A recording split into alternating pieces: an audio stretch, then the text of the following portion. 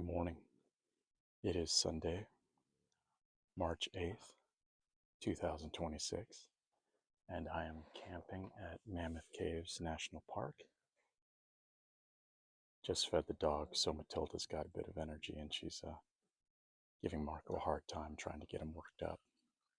But I'm talking quietly because I'm car camping and there's other people probably starting to wake up. It's about 7 o'clock local time, and I think with the time change, hopefully people won't be getting up for a little while, but it's also a really quiet morning. You can hear the birds song, which is one of the great joys of being out in a place like this, is just listening to the birds in the morning.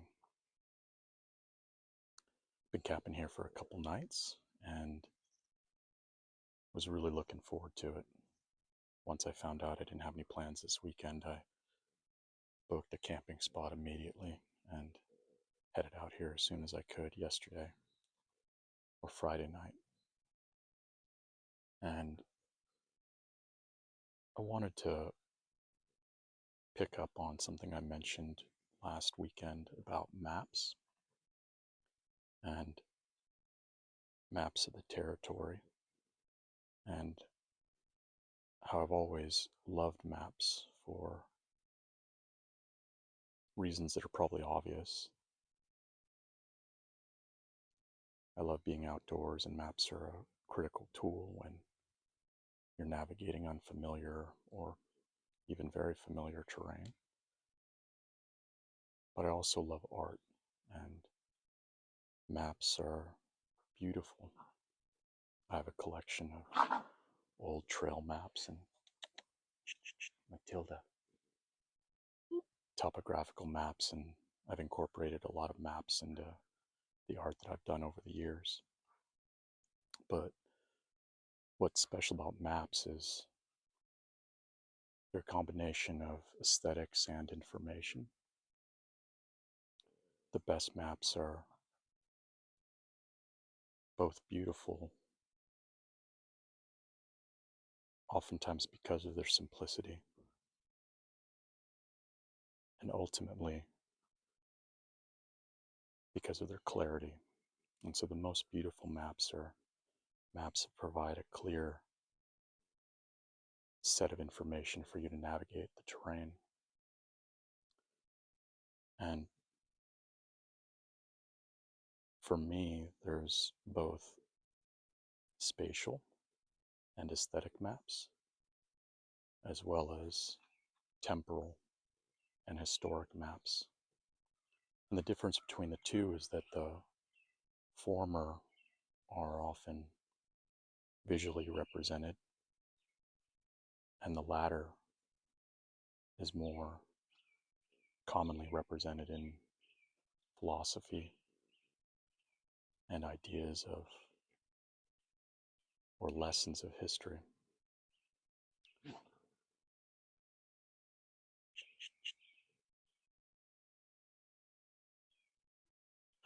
And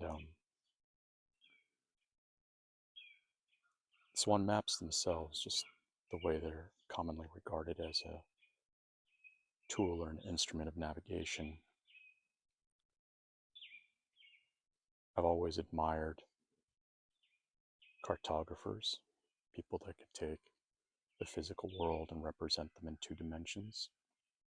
And there's a great academic named Edward Tufte who's an information scientist, but also a cartographer himself. And he's written a great series of books. I attended one of his seminars in San Francisco 15 years ago, maybe more. But he wrote several seminal books. One is The Visual Display of Quantitative Information, which was done in the 80s. And it highlighted landmark or watershed moments in cartography and information presentation. And he's written a series of others. One of them that I can recall is called Beautiful Evidence. But his whole point is to essentially take information and represent it graphically or visually so that the most important information is communicated as quickly as possible. And nothing does that better than visual art or visual data.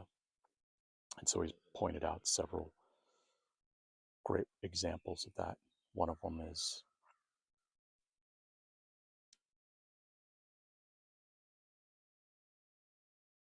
the representation of Napoleon's march by this man named Menard, a French cartographer. I believe he's French. I'll correct that in the show notes if that's not true. But it shows the march of Napoleon all the way through to Waterloo and then his march back. And it's this great kind of shrinking lateral width that shows the number of troops that he brought into Russia and then had to return to France. And it tells a very complicated story very quickly. Another one that he highlights is John Snow's map of the cholera outbreak in London. And Snow's been referred to in a number of works that I really admire. One is Edward Hooper's The Origin of AIDS, or The River, about the origin of AIDS. But Snow's regarded as the father of epidemiology, but he used a map of all of the instances of cholera outbreaks in London and used a map of London to pinpoint the locations of the sick patients and essentially triangulated the location of the outbreak as a well in the center of London. So he essentially stopped the outbreak by removing the handle to the pump at the well. People were getting infected water from this well and then thereby getting sick. And so it just shows the usefulness of maps over time. And as a person that loves the outdoors,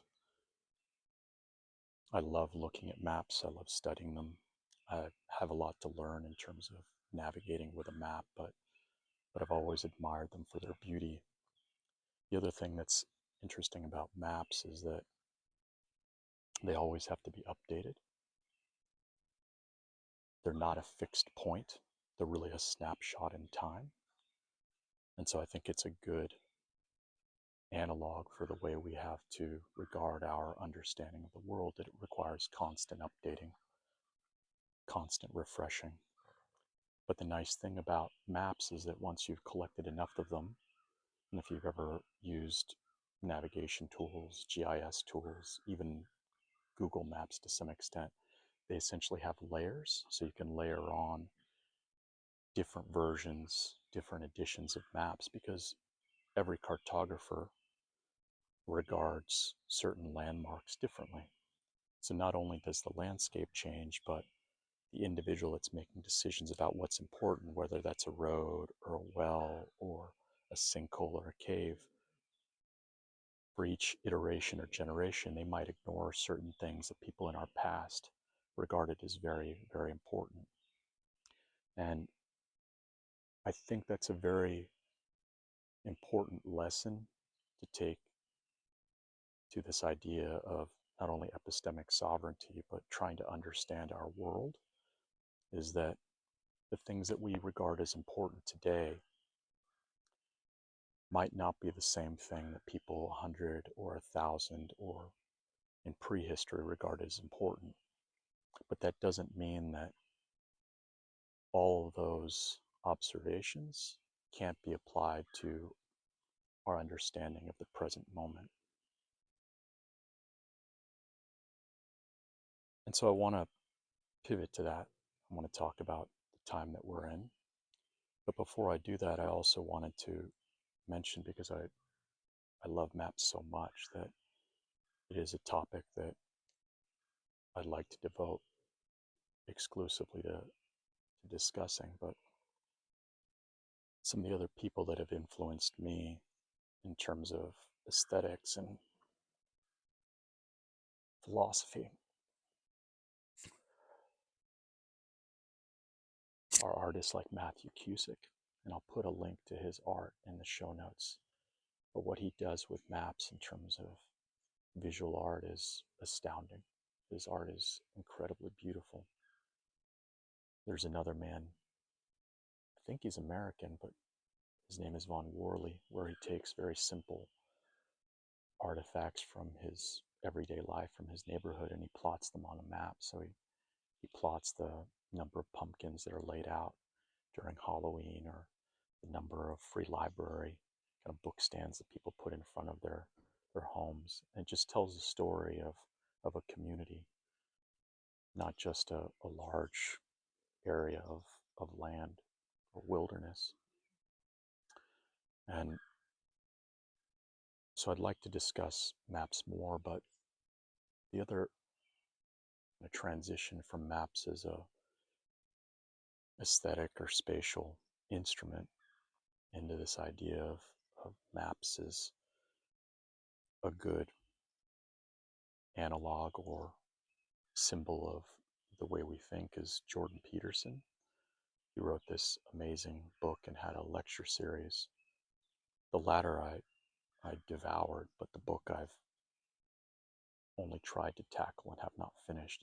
It's a massive work, but his book and lecture series, Maps of Meaning, had a great effect on me and the way that I came to think about my own process of thinking as well as the world outside. And so, about the world outside, about the time that we're living in. I've been in conversation, mostly through text, with some people that I'm very close to and that are very important to me. And we're all struggling to make sense of what is happening and trying to find a way through this very difficult and stressful and unpredictable time. And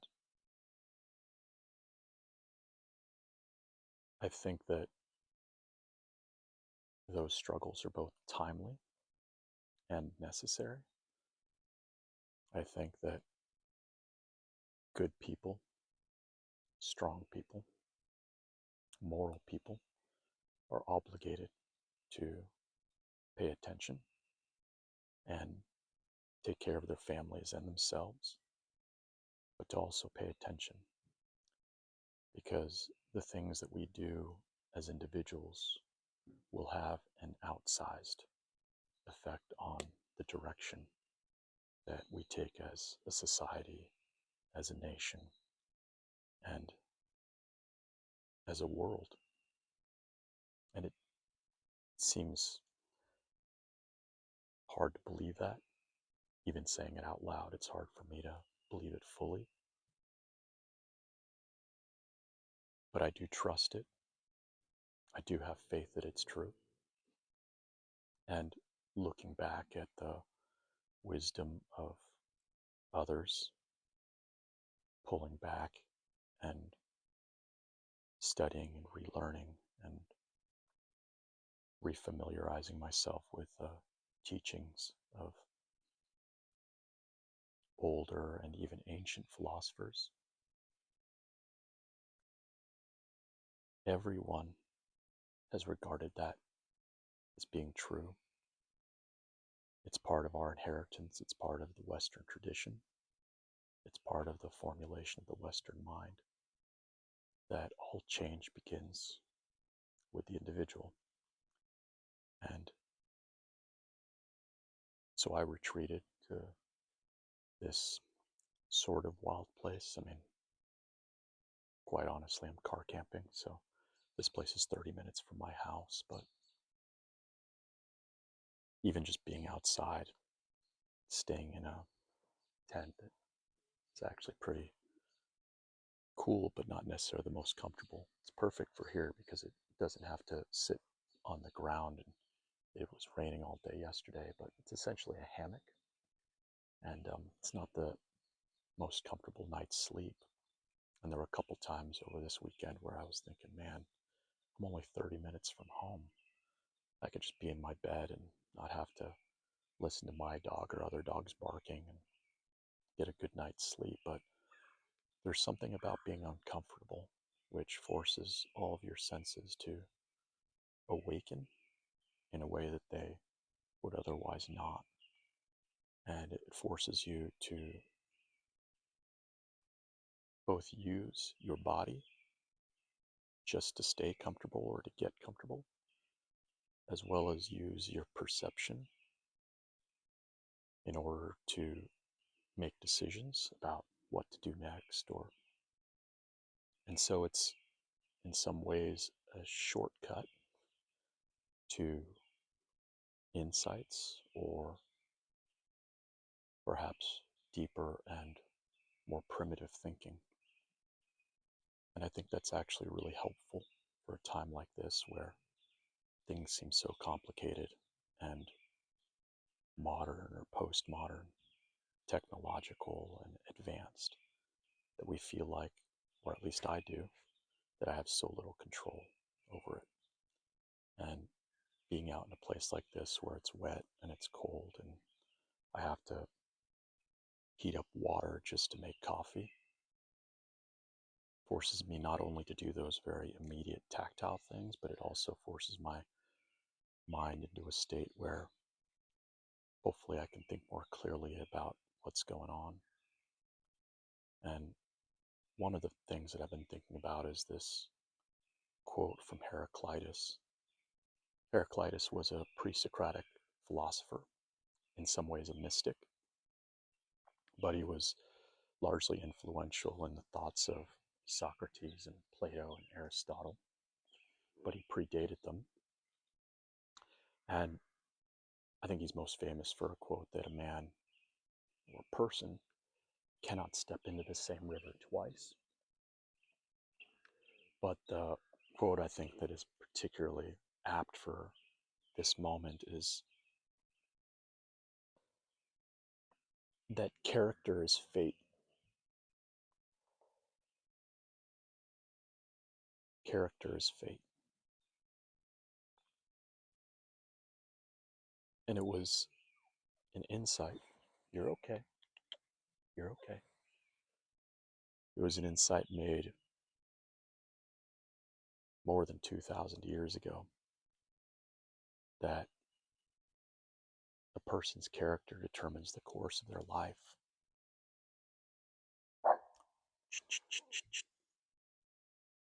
And I think that's particularly true in a democratic society, democratic republic, where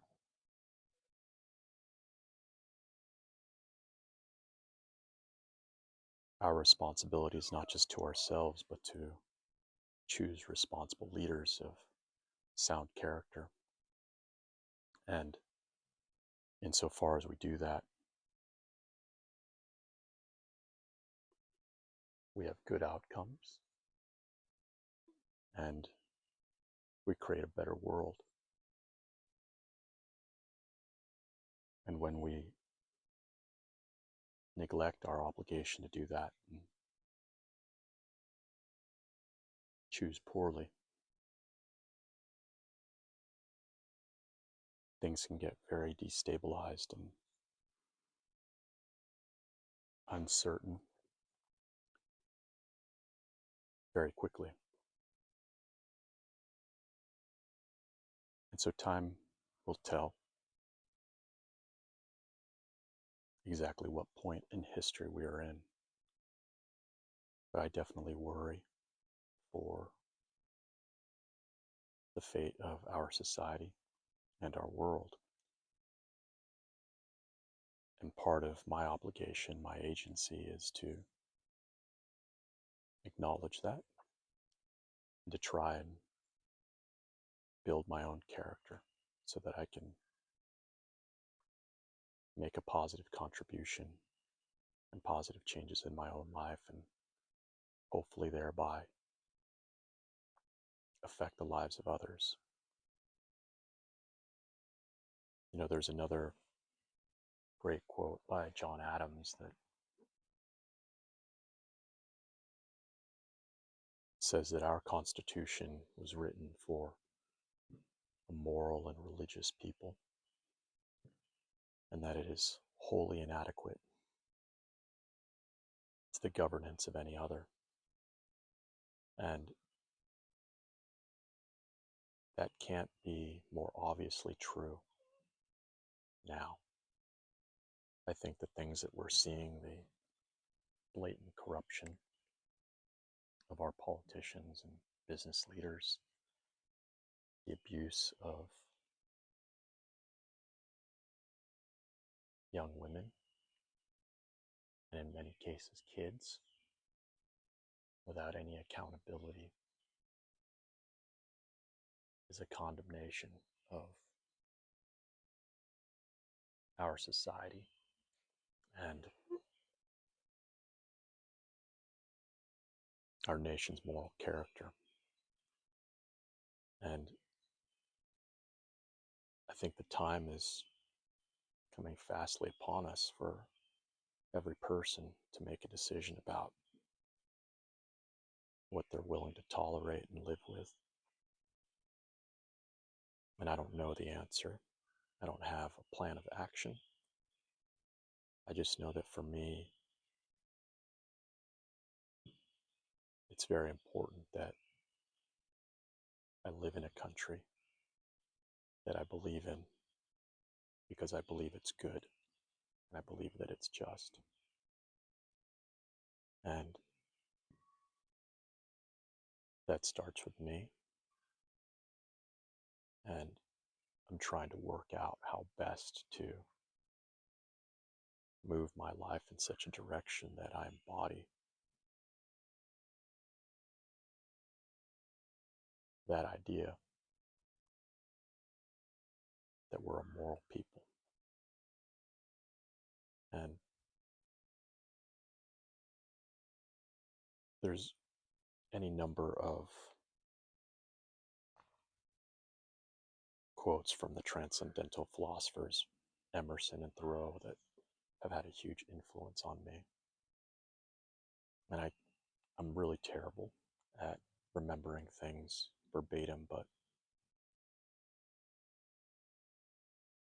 Emerson was both an independent thinker and in many ways a iconoclast and highly distrusting of institutions. He conceptualized the idea of returning to nature for answers and wisdom, and Thoreau embodied it. But Emerson advocated for a very limited government, and he said that, and I remember this imperfectly, but he said something to the effect of, the solution to a corrupt government is a strong individual moral character. And so if you think about all of these thinkers that we regard as important, from ancient Greek philosophers to Enlightenment American founders to transcendentalists, there's a consistent theme of the importance of individual character. And so I think of that as a form of a map, a mental map, that we can layer on top of each other and find through lines and consistencies that connect all of their thinking. And so even though they lived in very different times, experienced very different hardships as well as joys, they all identified something that I think we can see in our own time, that despite the chaos and uncertainty, the difficulties and the injustice, that the thing we can most control is our own mind, our own emotions, our own behaviors. And that if enough of us do that, that there is a common thread of goodness in humanity writ large, and in each of us as individual inheritors of a really beautiful and profound tradition, that we will arrive at a place as individuals where we can steer our society and our nation in a better direction. And I'm committed to doing my part. This is part of my process to get out into nature, to move my body, to be uncomfortable, and to accept that discomfort as part of the process. So thank you for sitting with me and joining me this morning. And I'll look forward to seeing you next time.